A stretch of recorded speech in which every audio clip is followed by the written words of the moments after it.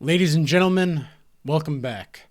Today I want to talk about compassion and how compassion comes naturally for the one who is self-awakened and on the spiritual path and the narrow path, as some call it, or the middle way, as Buddhists call it.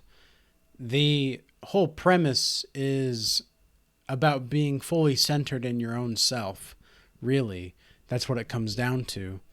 And I also want to talk about the book King, Warrior, Magician, and Lover. And I think something that is missing from today's society and world is an initiation into adulthood. A lot of people talk about empowerment of or glorified selfishness, I should say, not empowerment, because there is a difference. But it's more about glorified selfishness and how you notice that some people are told to do the right thing. Other people are told to do what's right for you. And there is a conflicting message in there. And what I want to do is alleviate the confusion or the misunderstanding or misrepresentation of that said lesson, per se, to learn from this.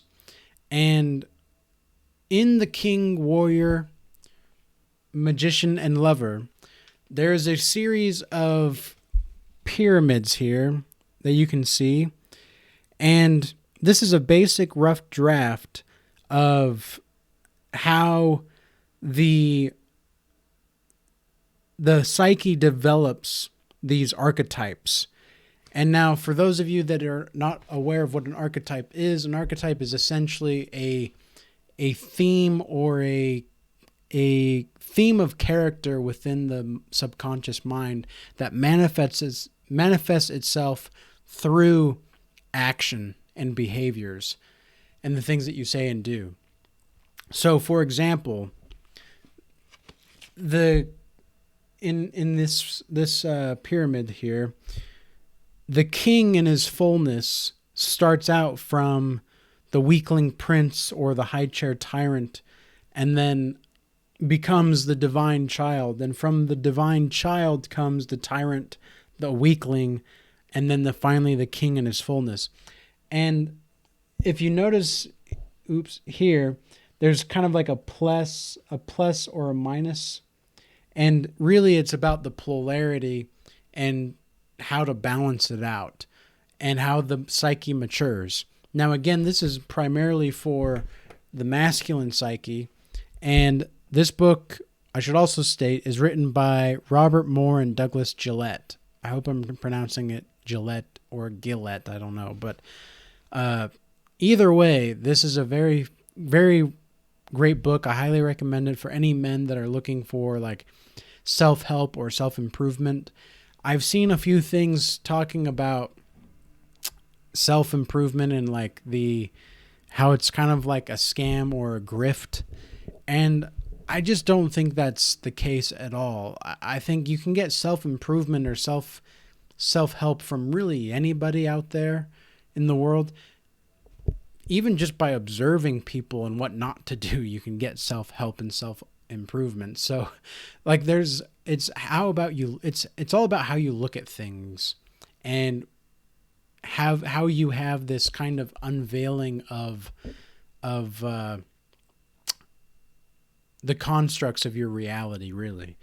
And so essentially this book goes through steps on how to develop and mature your psyche and your archetypes in certain ways. And how does this relate to compassion? Well, in order to have compassion and to know compassion, you have to understand that you have to have kind of a kind of emotional intelligence and a kind of presence that a lot of people may not understand. I like to think about it as the silent warrior mentality. And the silent warrior mentality is gentle and very tender, but is very capable of aggression and very, like, he's the kind of person, or she is the kind of person that is not about violence, but is very capable if pushed to the limit. And of course, as a self-awakened being, you know how to, like, you, it's almost like you develop an aura that people know and will test your capabilities of violence, but it's like your mere presence and aura alone kind of dispels and, like, just naturally removes and de-escalates the situation. I had a moment a few days ago at the gym where, like, this guy and I just kind of, like, got into, it wasn't like a, like, it was just kind of a contact and kind of a, like, an awkward moment. And I just kind of stood there silently looking into his eyes calmly, and, like, I don't know what it was exactly, but I had felt as if there was going to be a fight brewing, and it was just a very weird moment. I don't know exactly what it was, but then, like, the guy who was taller than me and bigger than me, like, sensed that I wasn't moving, like, I was standing my ground, and this all happened very fast, right? Like, it was a very intuitive thing, but the guy all of a sudden, like, started to apologize and was like, "I am so sorry." And he just got around me and just kind of kept going. And he moved himself and removed himself from the equation and just started, like, running fast the other way. And it wasn't like I was trying to intimidate this person, but it was also like, I'm not going to budge, really.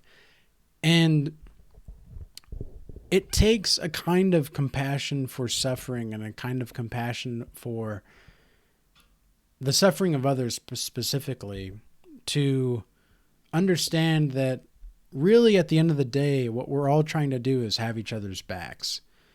And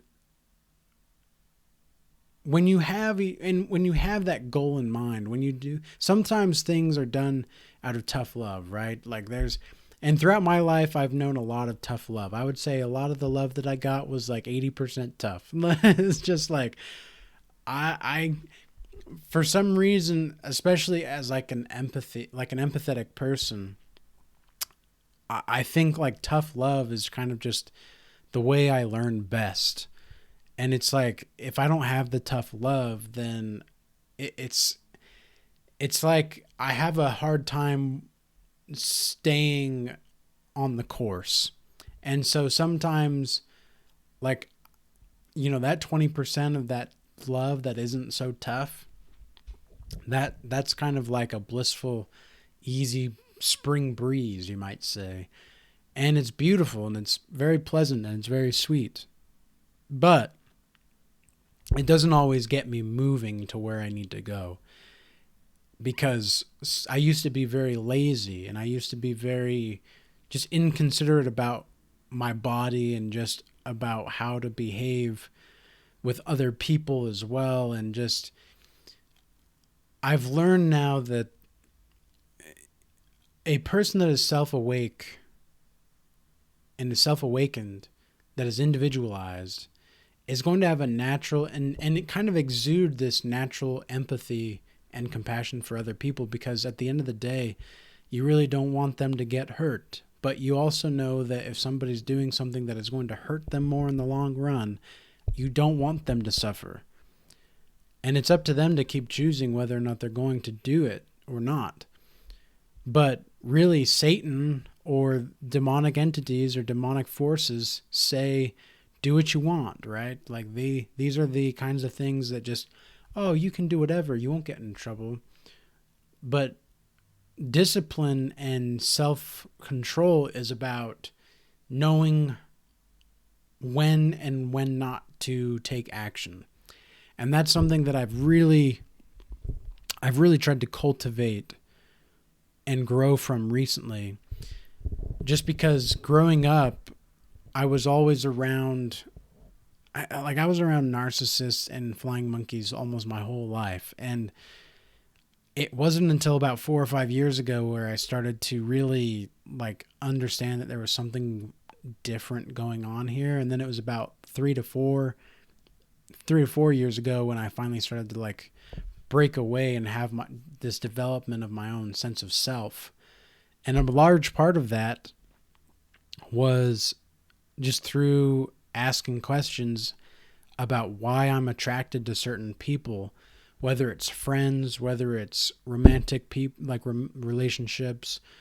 And when you finally get to a point to where you can grow from those kinds of relationships that are like almost bipolar in nature and just really unstable. And this is another thing about people that are on the path to self-awaken, like being self-awake, is that you're naturally drawn to chaos, especially if you're around narcissists, and you are naturally drawn to wanting to fix it. And while that is a beautiful quality of wanting to spread love and joy, spreading love and joy to a soul-sucking demonic entity is not really the cup of tea I would recommend. And I'd say this based off of experience. And so naturally, the one that is self-awakened is going to exude a kind of divinity and respect for all life. And even though that these people that are narcissistic and demonic like, they're still human beings struggling day to day, just trying to live. And that is the key to understanding love, I think, and compassion and respect simultaneously, is that you love the person without being attached to the outcome of that love. And that's very difficult because sometimes when you feel that love, you want to be there, and yet there's something about